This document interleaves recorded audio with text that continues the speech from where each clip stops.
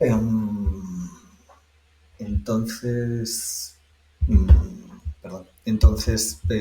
vamos, no quiero tampoco eh, caricaturizar el libro en este punto, o los primeros apartados del libro en este punto. No obstante, sí me parece que está. Y sobre todo, creo que es algo que se respira en el primer capítulo, en una de sus partes finales. No sé si en otro momento podré leer ese fragmento porque ahora creo que me va a resultar difícil encontrarlo, pero, pero creo que del primer capítulo vinculado a la biología se puede desprender un cierto, primero una parte, digamos, una articulación bastante clara de las diferencias biológicas entre hombres y mujeres, aunque estén mucho más centradas en la descripción de las mujeres, pero una diferenciación, como digo, entre hombres y mujeres donde a nivel biológico parece que los hombres salimos ganando. Y hay una parte del agravio de lo que sería ser mujer, como por ejemplo en las líneas en las que habla de la peligrosidad que tiene el embarazo, en las líneas en las que habla de los dolores y padecimientos que pasa una mujer por tener la menstruación, en las líneas también, y esto es muy curioso, en las líneas en las que habla de cuánto más sometida está a la especie la mujer que el hombre, y esto, claro, también hay algunas enunciaciones que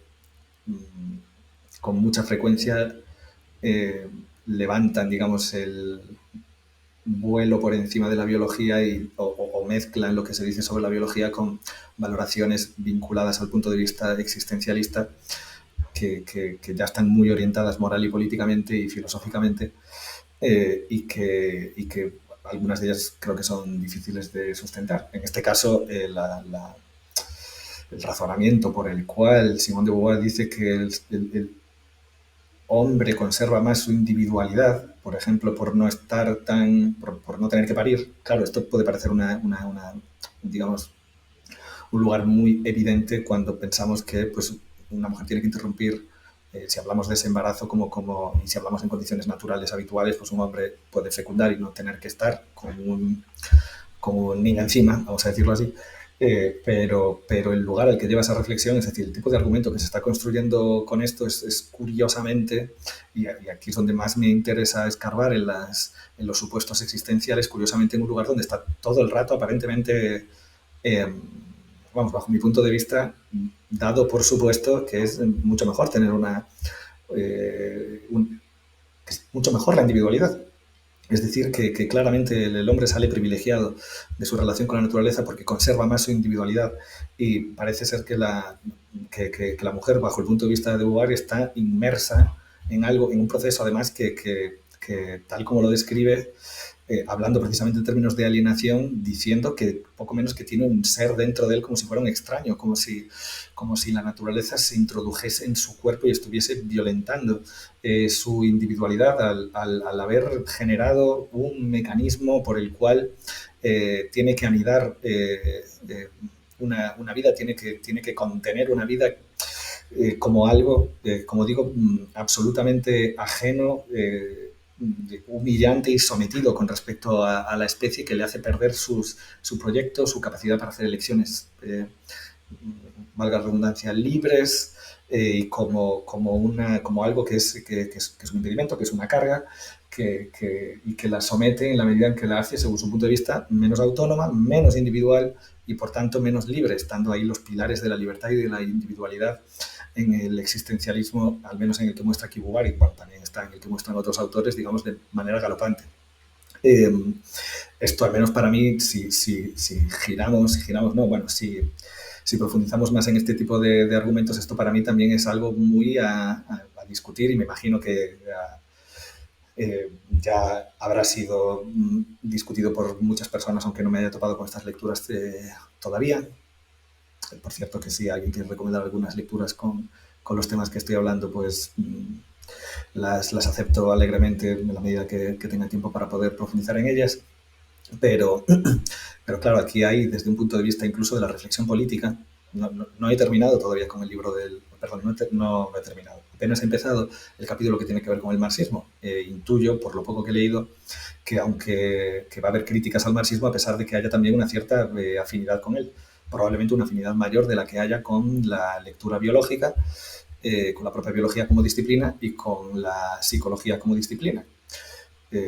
aunque también esto me parece otra parte criticable, pero que no voy a desarrollar ahora, la psicología queda reducida a psicoanálisis. El análisis de la psicología en el libro de Beauvoir está reducido al psicoanálisis y no se habla de otros autores que a los años 50 ya eran muy importantes. Hablo del conductismo, por ejemplo, hablo de Wundt, etc. Pero bueno, a dónde ibas a que probablemente su consideración sea mejor para con el marxismo de la que es con la biología y con la psicología / psicoanálisis. Aunque sea mejor, me imagino que hará críticas al marxismo, pero igualmente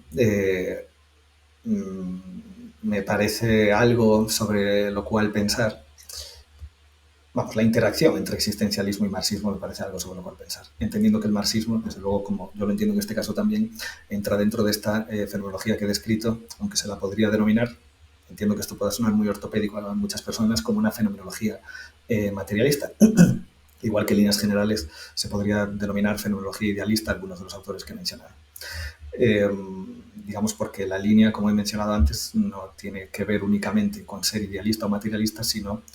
con el lugar que ocupa el discurso de las condiciones de posibilidad de la experiencia, término de lo incondicionado y otros términos más que no he mencionado todavía, aunque ya entran un poco en juego si queremos analizar lo que Simone de Beauvoir dice, como sería en este caso el concepto de voluntad libre, que en fin, se puede retrotraer hasta San Agustín por lo menos, si no antes, dependiendo de qué partes de la lectura de Aristóteles cojamos, y que se encuentra de manera manifiesta en Kant y que se encuentra de manera manifiesta en Hegel,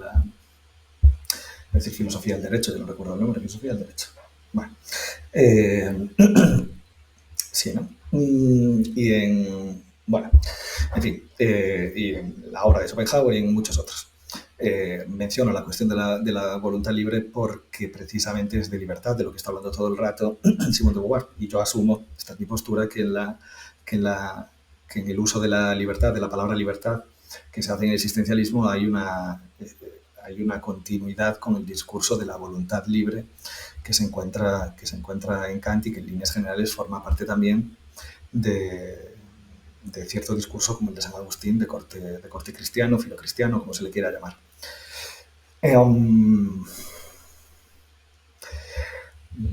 Retomando lo que decía hace un momento con respecto al marxismo, me parece que a la hora de hacer una reflexión filosófico-política sobre la relación entre existencialismo y marxismo sería interesante ver cuánto hay de, vamos a decirlo así, de mística filoliberal dentro del existencialismo, en la medida en que libertad e individualidad están muy subrayadas. Y esto intento que no sea tampoco una especie de demonización del propio liberalismo con respecto a... No tengo mayor problema, vamos, mi intención no es demonizar en este caso, por ejemplo, el liberalismo, ni demonizar especialmente al marxismo, al margen de que pueda hacer críticas a uno y otro. Pero sí que creo que dar por sentada la visión de la mujer que se desprende de esta filosofía existencialista, sobre todo en cuanto se hace en términos de obstáculos con respecto a la libertad, de dependencia, de opresión, de alienación, y de, digamos, eso, entendiendo incluso cuestiones biológicas en términos de una tensión entre la individualidad y la especie, que bajo mi punto de vista son más de corte político que biológico, es decir, introduciendo valoraciones morales y políticas muy fuertes con respecto al rol que juega la naturaleza o la naturaleza descrita por la biología que describe Simone de Beauvoir en este caso. Bajo mi punto de vista, toda esta amalgama es muy problemática. Y también, bajo mi punto de vista, aunque he quedado gratamente sorprendido de cómo ha introducido la biología en su obra Simone de Beauvoir, creo que lo hace de una manera, vamos a decirlo así, peyorativa con la disciplina, o entendiendo o entendiendo yo que aunque sea interesado por la disciplina, su visión ya es negativa y que toda